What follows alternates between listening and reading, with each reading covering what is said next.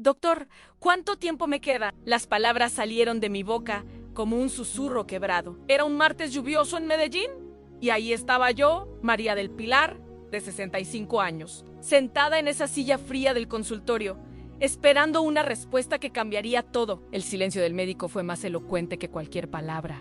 Mis manos temblaron mientras sostenía los resultados. Cáncer en estadio avanzado. Sin familia, sin hijos, completamente sola. Pensé que era mi fin. Mi nombre es María del Pilar Gómez.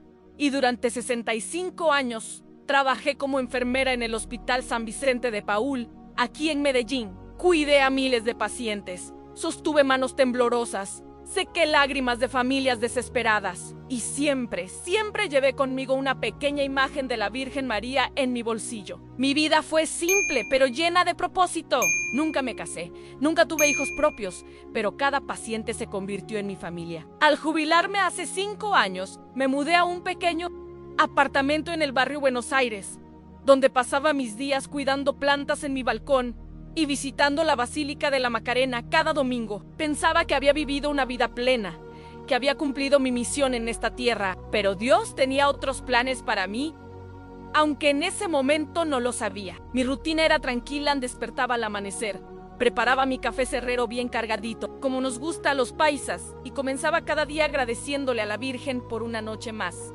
De vida era un lunes de febrero cuando comencé a sentir esa fatiga extraña que no se quitaba con descanso. Al principio pensé que era normal a mi edad, pero los dolores en el pecho se intensificaron. Durante semanas ignoré las señales, como hacemos muchas veces cuando el miedo nos paraliza. Fue mi vecina doña Carmen quien me convenció de ir al médico. Pilar, mijita, usted se ve muy pálida. Vaya a que la examinen, me insistió mientras compartíamos un café en su apartamento. Sus palabras resonaron en mi corazón porque recordé todas las veces que yo misma había dado ese consejo a otros. El 15 de marzo, fecha que jamás olvidaré, llegué temprano al Hospital Pablo Tobón Uribe. En los pasillos que tantas veces había recorrido como enfermera, ahora se sentían diferentes, amenazantes. Era la primera vez que caminaba por ahí como paciente y el miedo se apoderó de mí. Los exámenes fueron exhaustivos, radiografías, tomografías, análisis de sangre. Cada resultado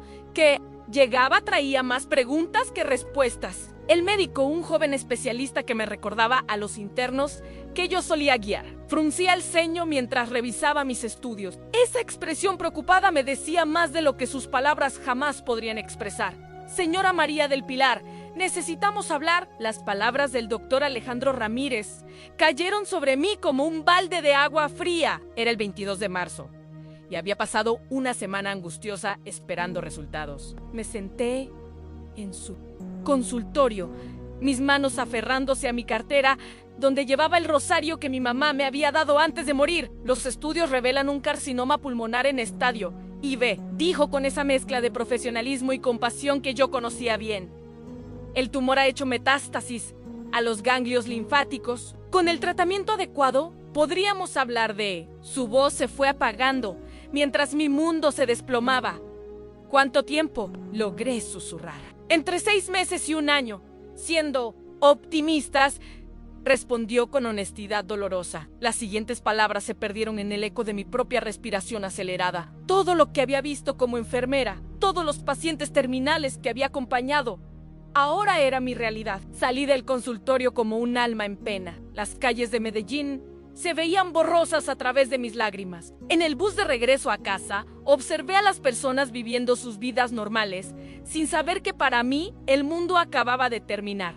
Esa noche, sola en mi apartamento, miré la imagen de la Virgen en mi mesa de noche y no encontré palabras para orar. Los días siguientes fueron los más oscuros de mi existencia. Por primera vez en mi vida, entendí el verdadero significado de la soledad. No tenía esposo que me sostuviera, hijos que me consolaran o hermanos que compartieran mi carga. Mi familia se había reducido a algunos primos lejanos que veía solo en Navidades y a doña Carmen, mi vecina. Intenté llamar a mis pocos familiares para contarles la noticia, pero las conversaciones fueron incómodas y distantes. Ay, Pilar, ¡qué tristeza! Vamos a orar por usted, decían con esa compasión forzada que duele más que el silencio. Colgaba el teléfono sintiéndome aún más sola que antes de marcar. Las noches eran las peores. Me despertaba a las 3 de la madrugada con el pecho oprimido. No solo por la enfermedad, sino por el peso aplastante de enfrentar la muerte en completa soledad. Miraba el techo de mi cuarto preguntándome si alguien extrañaría mi ausencia, si alguien lloraría en mi funeral. Durante mis años como enfermera, siempre había tenido palabras de aliento para los pacientes solitarios. Dios nunca abandona a sus hijos, les decía. Pero ahora, en mi propia oscuridad, esas palabras sonaban huecas. Me senté frente a mi altar pequeño, donde tenía la imagen de la Virgen María rodeada de velas, y por primera vez en décadas, no supe cómo orar. El silencio de Dios era ensordecedor. El 5 de abril comencé las sesiones de quimioterapia en la clínica El Rosario. El oncólogo, Dr. Luis Fernando Mejía, me explicó el protocolo con optimismo profesional, pero en sus ojos vi la misma expresión que yo había visto tantas veces en esperanza cautelosa mezclada con realismo médico. Los primeros días fueron una montaña rusa de emociones y efectos secundarios. Las náuseas llegaron con fuerza despiadada y pronto mi cabello comenzó a caerse en mechones. Me miraba al espejo cada mañana viendo desaparecer la mujer que había sido durante 65 años. Cada día me sentía más débil, más vulnerable, más cerca del final. Doña Carmen se convirtió en mi ángel terrenal. Llegaba cada tarde con sancocho de gallina, ajiaco o alguna sopa caliente. Mellita, tiene que comer para tener fuerzas para luchar, me decía, mientras me alimentaba como a una niña. Su cariño era lo único que me mantenía conectada con la vida. Pero por las noches, cuando se iba y me quedaba sola, la desesperanza regresaba como una ola gigante. El tratamiento era agresivo y mi cuerpo de 65 años protestaba cada día más. Comencé a preguntarme si valía la pena tanto sufrimiento para ganar apenas unos meses más de existencia solitaria. La fe que había sido mi refugio durante toda la vida comenzó a tambalearse peligrosamente.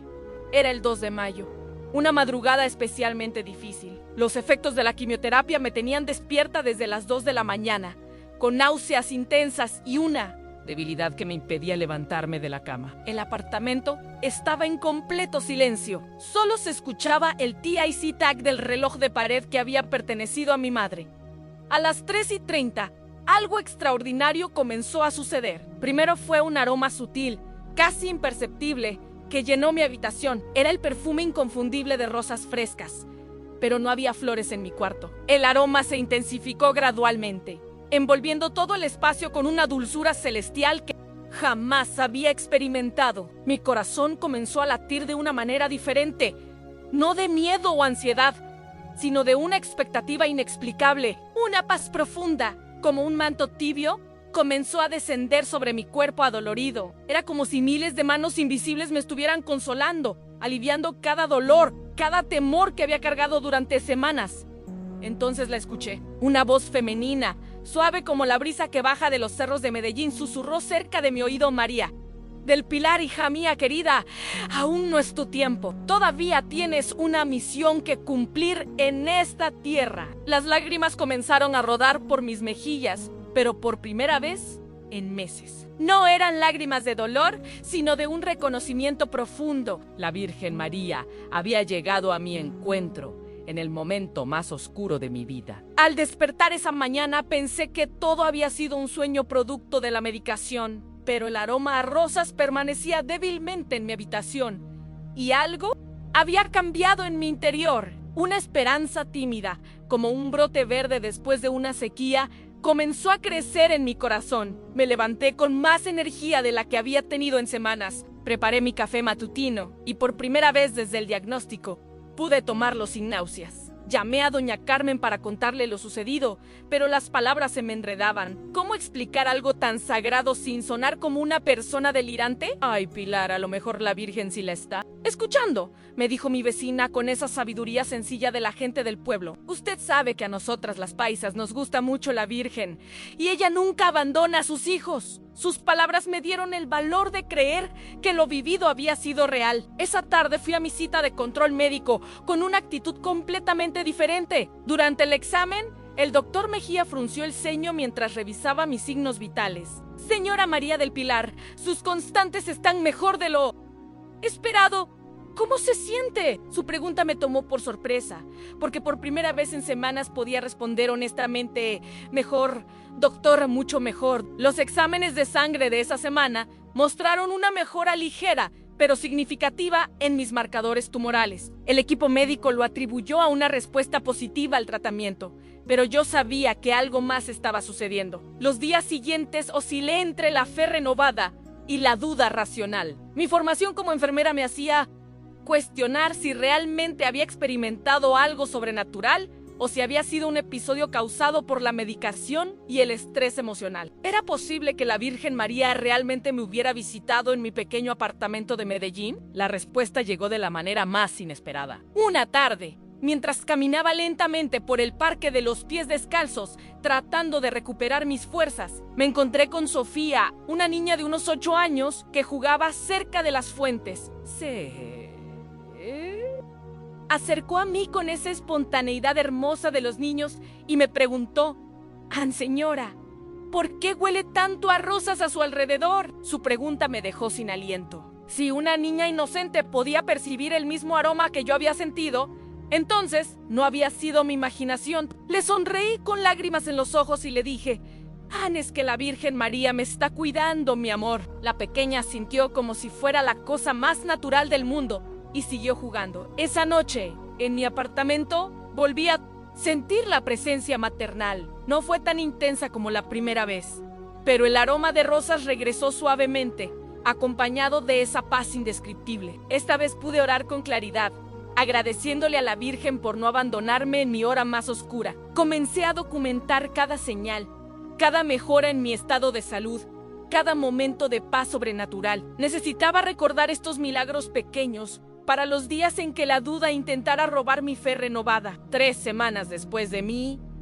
primera experiencia con la Virgen, llegué a lo que sería mi examen médico más importante. Los estudios de control mostrarían si el tratamiento estaba funcionando o si la enfermedad avanzaba hacia el final que todos temíamos. El doctor Mejía revisó las tomografías con una expresión de desconcierto que cambió gradualmente hacia asombro profesional. Llamó a 2 colegas para que confirmaran lo que estaba viendo. Después de una hora que me pareció eterna, regresó a la sala donde yo esperaba con el corazón acelerado. Señora María del Pilar, tengo que admitir que estoy sorprendido. Comenzó con cuidado. El tumor principal ha reducido su tamaño en un 60% y los ganglios linfáticos afectados muestran una disminución significativa. En mis 20 años de práctica oncológica, raramente he visto una respuesta tan rápida y dramática al tratamiento. Mis lágrimas comenzaron a fluir antes de que terminara de hablar. ¿Qué significa esto, doctor?, logré preguntar. Significa,